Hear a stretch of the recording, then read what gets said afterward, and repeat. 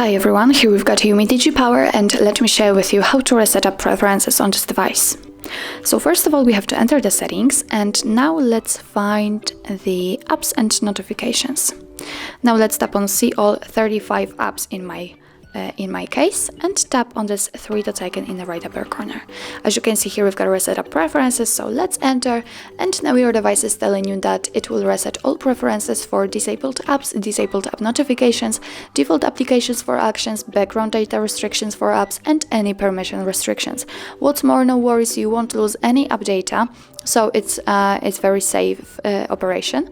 So simply tap on reset apps, and actually that's all. This is how to reset up preferences in your UMIDIGI Power.